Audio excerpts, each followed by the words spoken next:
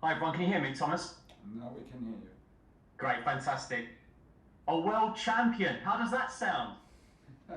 Not bad, not bad. Many congratulations on that. Thanks. I want to talk about Cesar Azpilicueta, a fantastic captain. He's won it all. Going forward, how important is he for your plans?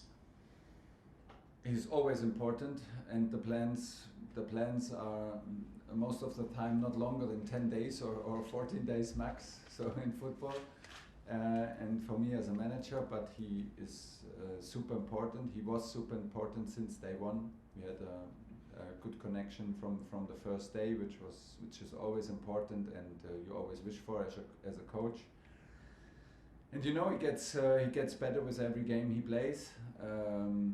He is an example, a leader by doing and leading by example, which is always super nice to have. And yeah, now he collects so many trophies, has such an incredible career in one club, which is outstanding. And he embodies everything what Chelsea stands for: being relentless, being humble, but being a warrior at the same time. And I don't think that there exist people who do not wish for the very best for him, and do not like that he has all these trophies. He deserves it. If you see what he did, like how he protected also Kai before the penalty, was brilliant. And this is what he does, and this is what he does on a daily basis. He protects the team, and he's the first one to step up. So happy to have him. I want to talk about Kepa as well, Thomas. You didn't know where he was going in terms of his career, obviously getting dropped before you came here. Yeah. But you must be really proud of his comeback with Edward Mendy away. Yeah. He seems more than a number two now. Do you know what I mean? Yeah. You've got a good problem now, maybe. Yeah, a problem in terms of performance, because Kepa is so good in training and in the games. Meanwhile, that he could be the number one. Yes, he is not, because we have Mendy, and Edu is our number one. There's no need to change. But it's full credit to Kepa. He's like you said, he's an outstanding character and fantastic team player, and did not experience many players who have the capacity to cope with the situation like he did. In the end, he comes out stronger of the situation than ever, which is very nice to see, because I can only say thank you on an almost daily basis of how much he gives into the team, and how much he is he gives as a team player. It was an incredible hard decision, because he was a huge part in the semi-final of the World Cup to bring us to the final with 2-3 big saves. And still, we would have done the same thing if it was the other way around. We accept it as normal, or like we take it more or less as normal, but it's not normal how he behaves and how he pushes the team even in moments like this. And he deserves the very best, and he's a big part of our group. What's the latest on Mason Mount? It sounded about doubts about the League Cup final. What can you tell us? Yeah, we will push for the League Cup final. We will push, and he has injured ligaments in the very first minutes of the final, unfortunately. So Champions League seems to be very close, and we try hard for the League Cup final. You tell us, have you spoken to Callum Hudson-Odoi? There are reports that he's considering changing his national team. Is there an update on that? To Germany. Into Ghana. Was that something you'd advise him to do, or was it something you say? Look, it's totally... No, absolutely not. Hear it for the first time, and was not involved in it, and maybe will not be involved in it.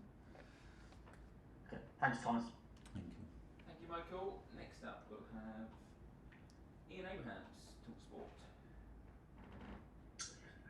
Hi Thomas, how are you? I'm fine, thanks. Congratulations on becoming champions of the world. It's amazing. Talking of which, Kai Havertz once again, like in the Champions League final, got the winning goal for you. would you like to see a little bit more consistency from him, and do you expect that to come this season, or should we wait for next season? Should not wait too long. If we isolate maybe the goal scoring, yeah, we can say we expect more. He expects more for sure, but in consistency in terms of what he's giving to the team, I think he stepped up already, and he is pretty consistent. We can see a lot of intensity in his game, a lot of physicality. He has already stepped up from this season in training, and when he plays, he is tougher to play. He is more physical. He is more involved. He relies more on his strength, which is his body, which are runs without the ball. He is he's more relying on this. He's more focusing on this, which is a good thing. So I think he is actually in the process of being more reliable and being more consistent. Of course, he's an offensive player, and of course he has the ability to score, and of course we want more goals. He wants more goals. So in this part of the game, he can improve. He can be more clinical, he can be more precise, he can use his technique a bit better in shooting technique wise.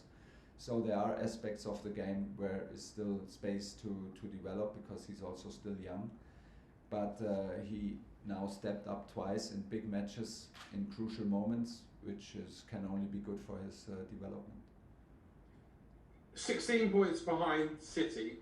I'm wondering where your Premier League ambitions now are this season, or are you going to concentrate on trying to fill your bag of silverware with the League Cup, the FA Cup, and remaining champions of Europe to add to your World Championship? Well, we will not say no, but listen, it's quite hard. Everything is quite hard, and that's the challenge, and that's what we love. Yeah, 16 points sounds too much. Is too much to what where we want to be and what we demand of ourselves, but it's the reality. And first of all, we have, to reach your targets, I think a realistic approach is also necessary. So we should not get confused in thinking about winning the Premier League, and still we have to realize that we are in a race for top 4 right now, which is a huge thing in Premier League in general. In the end of the season, you have to. In the end of the season, you can look back and think about the reason why it is like this, and try to do stuff better. You can do, of course, as a staff within the season, try to improve. This is what we do. But right now the focus has to be on a realistic approach, that we are in a race for top 4, and we have to make sure that maybe in the moment things are not so super easy for us, and that we also like the matches and don't get frustrated in matches that are tough, maybe against on the first few smaller teams, and that things are not so easy for us at the moment. Once we do this, I think we are a competitive team, still are, and go step by step in any competition. We will not start judging competitions now. The most important game we have is tomorrow at Crystal Palace, and after that we go again switching competitions, which is a good sign, because it tells us that we are in many competitions, and we should not lose faith now, and not get frustrated or less passionate about what we do. Let's keep on going and push ourselves to the limit. Last quick one. You mentioned goals before regarding Kai Havertz. Yeah. And I'm not asking you to be critical here or looking for some sort of great headline, but are you a little bit disappointed, maybe the wrong word? Are you a little bit concerned about Romelu Lukaku maybe not having the weight of goals this season that we all thought he would get back in August? We all thought you might win the title off the back of signing him with the number of goals you bring in. Yeah, and I still believe that he will, because he always did. So we need a bit of more patience than we maybe all have or wanted to have with this signing, of course. We demand a lot from our strikers, also in terms of intensity. So there are several reasons why things are maybe like this, and we're on it. You know, there are teams who heavily rely on one goal scorer out there. It's no secret, and there are like also teams like Manchester City who don't heavily rely on one person, but have it on more shoulders, and it also works, and they score a lot of goals. So both things work. We want to bring Romelu in better situations. We want to create more situations. We want to understand him better. The teammates want to understand him better. So it is an ongoing process. In the end, we still have trust because he proved in any club where he was that he is the guy who has the last touch in the end of attacks. So he had now like a very important goal for us again in the final. It's it's like you say, disappointed is not the right word, but of course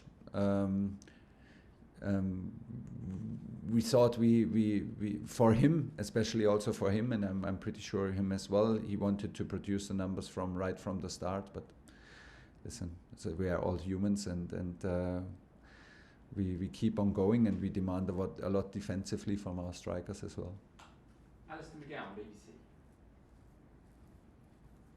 Hey Thomas, I just wondered if you could maybe give us an update on Reece James's fitness.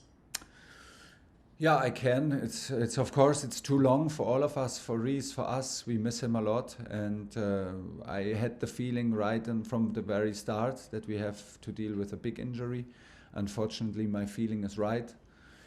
We had a little bit of a setback because he caught the flu in the moment where he was very close to rejoin team training. So this was a kind of a setback. And like always, you always have the risk with a very physical player like Reece is, in the big muscle injury, that you have to consider that sometimes there's a delay in the comeback, which we are right now. So he's still in individual training, progressing a lot, doing almost everything what you can do in individual training. And we're waiting for him. The plan is that he rejoins the group next week. When do you think he'll be back ready for selection then? Well, it's a long time now. Now we're speaking about like how much? 7 weeks, 8 weeks. I know that everybody in the physical department doing an excellent job. So once he is in the team training, we can rely that he did a lot, and that he is ready to be like under a certain amount of pressure and of freedom of movement and acceleration. Otherwise, they will not give him free for team training. I actually don't know. I don't know. Every time I would say now would be wrong and would just be a guessing now. So I hope he can come back to team training next week. This is the next step, and then I can maybe give you more insight. Okay. Just staying with medical matters, I'm not sure if you saw it this week, but I think France has changed its policy on unvaccinated players last Saturday, I think it was. Yeah.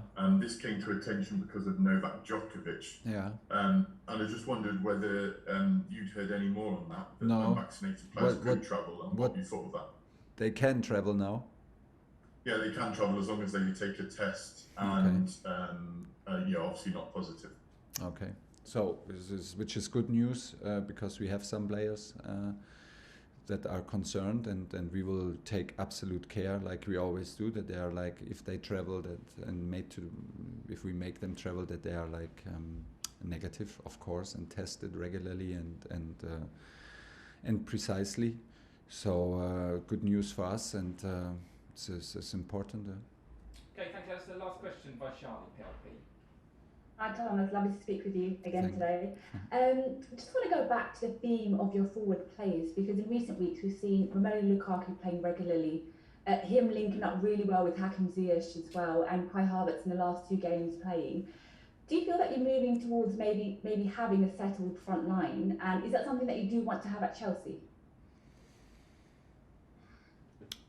Everybody is maybe looking for that, and for how did you call it, settled line up at the front? Yeah, because I mean we have so many players and they have so many qualities that sometimes it's hard to pick, and sometimes it's hard to judge who's in the best shape or who can help the most, and sometimes you interrupt a good run by good meaning, but then in the end you have doubts if you interrupted maybe somebody's run or like good form.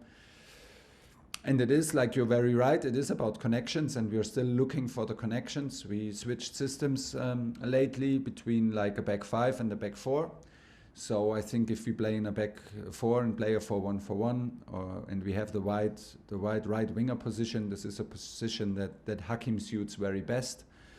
This position was not available from the start in the final, for example. So we took the tactical decision to play with a back 3, and this did not leave us with the same position for Hakim. So he was out and came from the bench.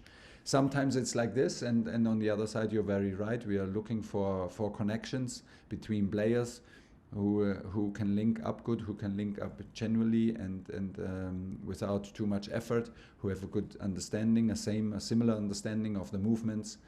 And this is what we are looking for, of course. And while you are looking and while you are trying your best, players get injured and you start from all over. You start from scratch. So this is daily business and daily life. Just one final question, just to end off. I know Ruben Loftus-Cheek returned to training this week. What's his fitness looking like? And can you confirm the injury that he did actually have? Well, he had problems at his achilles. The pain was very painful and a kind of inflammation. So not a big injury, but painful, which held him back from being on the pitch. Since he is back, since we are back from Abu Dhabi, and since he is back, he's very strong. I can see that he feels free because he had an excellent training week and is available for the game tomorrow. Was that linked to his previous Achilles injury? No, was the other? No, it was a separate issue.